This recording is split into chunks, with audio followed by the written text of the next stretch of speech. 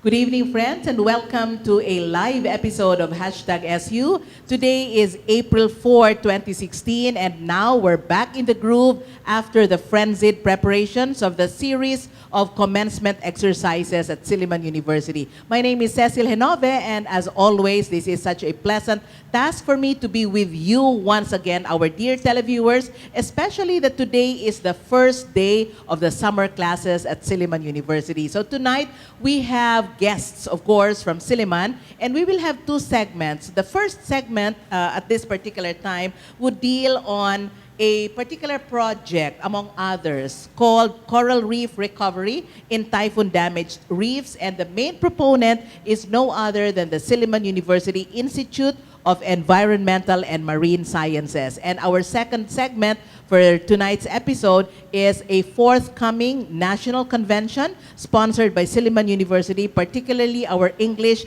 and Literature Department, and this is the National Convention of the Linguistics Society of the Philippines. So we have many things to watch out for tonight's episode. So for our first segment, may I introduce our guest? She is the principal investigator of this particular project. She is based at the IEMS, the Institute of Environmental and Marine Sciences. She is an adjunct professor, but at the same time, she also does a lot of researches. She garnered her Doctor of Philosophy at the University of Hawaii under a Fulbright Scholarship. Friends, may I introduce to our televiewers Dr. Eileen Maipa. Hello, Eileen, and good evening. You can use our microphone. Good evening. Yes, and thank you very much for accommodating our invitation. Yes, You're welcome. maybe you can tell us, Ms. Ai, no? You are into this particular research, particularly on rehabilitation of coral reefs, particularly in the province of Siquijor and particularly also in Apo Island. Maybe we can start off from there. Then tell us the efforts that our IEMS has been doing, especially that you were also connected with an NGO. You can tell us about that. And what are the efforts that are being done now? Okay, maybe I should start way back Yes. right after the typhoons. Okay, yes. So I came back to the Philippines in late 2012, and then I was with the Coastal Conservation and Education Foundation based in Cebu. It's the focus of this organization is on coastal resource management using marine protected areas as the primary tool. So after Typhoon Pablo hit the Central Visayas, we got a lot of calls from our partner LGUs in southern Cebu and also in Siquijor, and some of them were actually crying because they were very hopeless. They don't know what to do because it's such a large damage. So we decided to do something about it and start coral rehabilitation. But of course, we assessed these areas. We were up to northern Cebu and down to southern Cebu, southeast, southwest, and we also had many assessments in Siquijor and also with Apo. Silliman was also, we have a colleague, Clarissa Ributon, who is also working, it's part of her dissertation in Apo Island. She's more focused on corals. I'm more focused on reef fish recovery. So this project has been going on for 3 years. The first 2 years were under CCEF. And then Coastal the third, Conservation, no? Yes. And Education Foundation, yes. And then this third phase is under Silliman University Institute of Environmental and Marine Sciences. So my overall goal is to develop a community-friendly and LGU-friendly protocol. So something that is easy to do and that will add to the resilience of coastal communities. It's often now that we're visited by super typhoons, so we cannot really avoid these natural occurrences. So we want to develop an effective protocol that can be done by the people on the ground because the scientists cannot do everything. And also a low-cost protocol. So we're actually having success right now, especially in Siquijor. Most of our work, large part of our work is there. The whole eastern part of Siquijor was damaged by the typhoon, up to 94% damage. So the whole municipality of Maria and Enrique Villanueva, some parts of Siquijor and some parts of Lassi also. And then in Apo Island, the eastern side also was damaged. Less than 1% of the coral reefs were left after Typhoon Pablo. So right now, based on the surveys of Clarissa, there's about 3% of corals. That's after almost 3 years. Oh. So see how slow it is. Yes. In fact, while we were preparing for this interview, Dr. Eileen, I was asking, how long does it usually take, no, for coral reefs to rehabilitate, especially so that, as you had mentioned, and this is really true, the Philippines, in fact, is number one among the among many countries that is often visited by typhoons. So how long usually does the rehabilitation take? Years? First, the natural recovery, if you base it on the literature, it will take 5 to 70 years. 70? 70. Oh my goodness. So it depends. Oh. Like, you have an area which has a lot of sources, like a sink. So maybe you can get many propagules, so it's faster. But in areas where there's a lot of destructive fishing going on, there's a lot of pollution, so it's likely that you may not get any recovery at all. Or achieve the goal, no, that you had set out for yourself. Yes. Or for the project itself. So in areas where ecotourism is the main livelihood of the people, like for example in Apo Island, many rely on ecotourism and of course fishing. So it is important that we rehabilitate the area. We need to rehabilitate it fast. Recovery should be fast in these areas. We cannot leave it in natural recovery.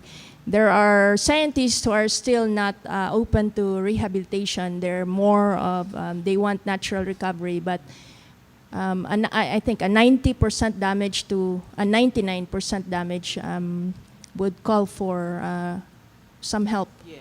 And especially if there's going to be another typhoon. In the Philippines, we are visited by an average of 20. Is that right? Yeah. 20 to 22 typhoons. In a year. So yes, a year annually. But you had mentioned that there were several typhoons that actually devastated, that passed through our area, right? Both in Siquijor and in Apo Island. And while I am speaking now, I also think of those many foreign and domestic visitors that still continue to go to Apo and Siquijor. Does this in any way, or do they in any way affect the rehabilitation efforts? In Apo Island, we closed down the sanctuary. DNR, Apo Island Protected Landscape and Seascape with DNR is managing the area, and we're collaborating with them. And they actually closed down the marine sanctuary so that we can pursue our research and coral rehabilitation. Will you be able to tell us, Dr. Eileen, how big that area is where it was closed down, the marine sanctuary? The marine sanctuary Yes. of Apo Island is about 22 hectares. And in Siquijor, we have 8 sites. Actually, I have here the primer of our work. I think we can show it on screen. This is the map of Siquijor here. The red areas are our sites in Siquijor. We prioritized 8 marine protected areas, and the sizes of these MPAs varies from 10 to 20 plus hectares For each site, is it? for each marine For sanctuary. each, each okay. site. Each site. About 10 to... 10 to 20 plus hectares. Okay, Yeah. okay. So for example, one of our most of our efforts, our full protocol is is in Maria. So we have 3 marine sanctuaries there, like Ulang, Bugo, and Kandaping B marine sanctuaries. And we only rehabilitate about 40% of the damaged area. As of now, as of now. the moment. Yeah, Okay. since 2013. It's Okay. a lot of effort that you Yeah. put in, very Okay. laborious and costly. And expensive, no? Yes, so that's why in this primer we have, lessons learned. Like, for example, not all damaged areas needs to be rehabilitated. Maybe protection is the only Okay. solution in that area. But It depends. if the area has been damaged, don't you feel the need, of course, or the imperative need to rehabilitate it, not only to protect it? It needs to be assessed. Okay. Like, for example, one area in Siquijor, the damage is only at 40%. So we did some experiments where we looked at the importance of having this particular protocol, because we have like different tools. Like in this primer, you can see 2 fish recovery tools that we developed. Okay. And there are others, like how to stabilize the substrate so that corals can grow on them, or do you need to transplant or not? So all these things that we have to answer. Yeah. How did all these efforts, Dr. Eileen, materialize? No, did it come simply because the typhoons devastated these areas? Number 2, was it an initiative only of your organization, the first NGO that you had actually worked with, the Coastal Conservation? Or was it, as you had mentioned, a call from the people coming to your office, calling you, and in fact, even crying that they do not know what needs to be done? Or was it a convergence of all these factors? Yes, it's a combination of all those things that you mentioned. I used to assist previously also a PhD, a researcher working in Silliman, Dr. Lori Raimundo. Oh, yes, Lori, I yes. assisted her with her work on dynamite blasted reefs. So we have a site in Ayungon, and that's where I learned some of the trade actually. And then I modified and expanded this protocol, because in dynamite blasted reefs, the damage is very similar. You get all these rubble fields underwater. So you lose the coral reefs are habitats for fish. Yes, yes. So when you lose the habitats, like people, when you lose the house, then the people would find other shelter. So the fish would either die or they go somewhere, go elsewhere, or they get yes. caught. Okay. Mm-mm. So if you have this kilometers and kilometers of rubble field underwater, it's really flat. So you seldom see the commercially important fish there that's being sought by fishers. Yeah. This may be a very simplistic question, no? But for the benefit of our televiewers, is the devastation on coral reefs graver or more serious in dynamite blasted reefs or in typhoons? How would you assess the gravity of the devastation? I think it really depends on the area that's affected. Because, for example, in some dynamite blasted reefs, it's just localized, very small patches. But in some areas too, it's kilometers of reefs that are affected. So those kilometers of reefs are, if it's really vast, it's similar to the typhoon damage. It's so Wide and Yeah, vast, wide no? and vast. Okay. Yeah. The fact that the efforts that you are actually undertaking, Dr. Eileen, is also being emphasized by no less than the locals themselves, meaning the people living in this area. Do you think this also helped you in a big way? No? Otherwise, maybe even if your efforts are there, maybe the enthusiasm, I wonder, no? Maybe it may wane, or perhaps you don't get the cooperation of the local community itself. But in your case, in this particular project, no, at least for one or for several that you had actually undertaken, the effort and also the initiative also really came from the community itself. yeah, it's a multi-sectoral effort, I would say. Without our partners, this can never be a success. I don't think we will succeed in this project, because I always say that a multi-sectoral, a huge and vast damage requires multi-sectoral effort and support. Nobody can, not one institution can solve it. And this also calls for, like what we've talked earlier about capacity building. Scientists cannot do it alone. So we need to, that's why we're trying to develop a very friendly protocol to communities and to the LGUs because they're the front line. We leave the area, they're there. They're the first response when there's a typhoon damage. So next time they don't have to cry. They will know what to do. So that's the really the main goal of this project. Capacity building and also empowering them, no? Yeah, building the resilience Yes, of local correct, communities. correct. How often do you go to these areas, and how long do you usually stay there? It really depends. For the last almost 3 years, I've been in the field like 3 weeks in a month. That's straight 3 weeks, no? Yeah. Or something, no? Or even more. Yeah, even Okay. more sometimes. So you get to know the people, you get to also talk to them about their concerns and challenges and others, no? Yes, Uh-uh. sometimes we do more than, what's in your work plan. Okay. So, So what is this more? like for example, in Siquijor, there are 20 marine sanctuaries that we help establish, CCEF and also Silliman now. And our funding from the Foundation for the Philippine Environment, which is our partner here, is only good for the priority sites, which are only 8. Oh. So out of the 20, 8 are Yes. prioritized. And then okay. CCEF has a project too. In that site, they're funding 3 marine sanctuaries. Okay. So there are 11 more. So all Yeah. those are labor of love.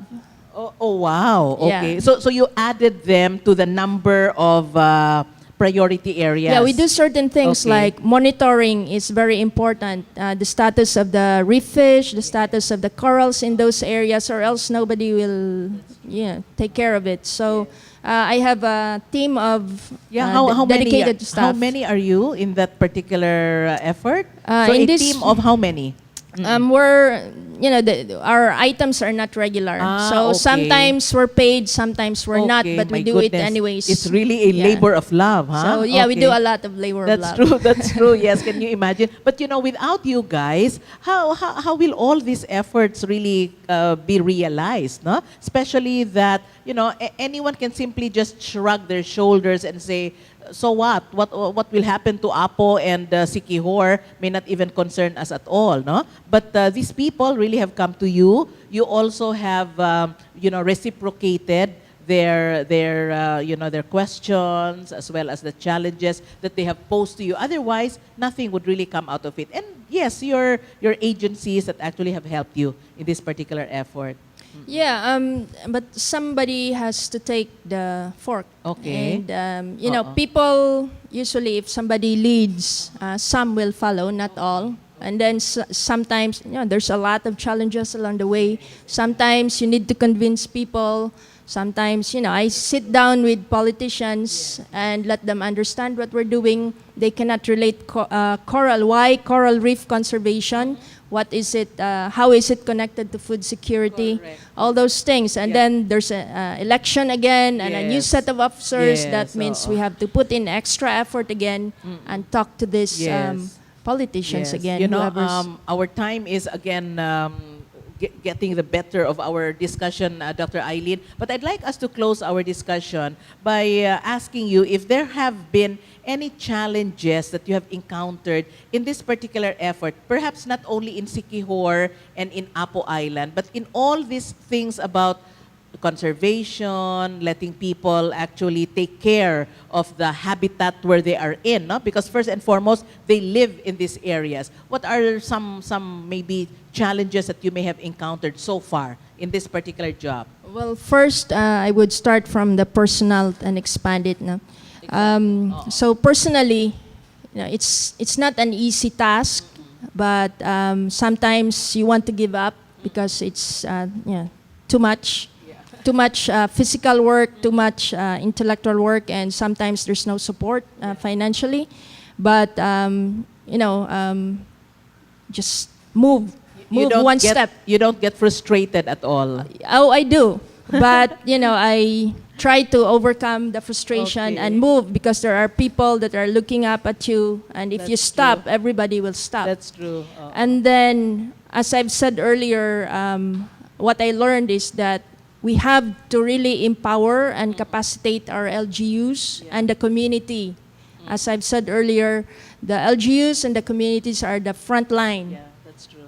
And so without them, there is no coral reef recovery, Correct. there is no food security. Correct. And most of the time, they don't realize this. So we have to be instruments to capacitate them. Yes. So, Yeah. so can you imagine, this is not only a labor of love, but this is a continuous effort. In fact, this will not be over in Yes. 3 years, in 5 years, or even as you had mentioned, 70 years, no? Because that is how long. Yeah, for some, Yeah, yeah. for some perhaps, but that is how long usually efforts such as this would really take, especially if perhaps your enthusiasm may wane, or as you had mentioned, sometimes you give up because we can only do so much, as they say. No, but I'd like for us to close this particular discussion, I'd like your tribe to increase, so to speak, Dr. Eileen, and the efforts that are being done by our Institute of Environment and Marine Sciences. And we're not praying for another typhoon to come, of course, no? Of course, but it's a reality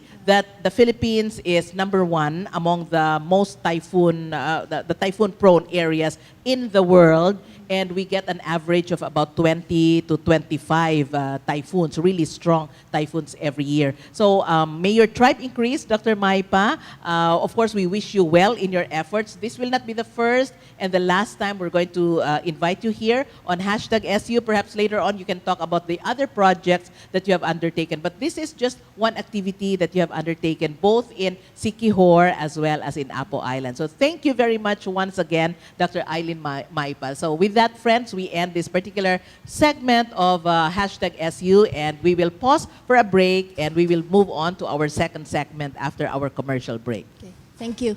Thank you for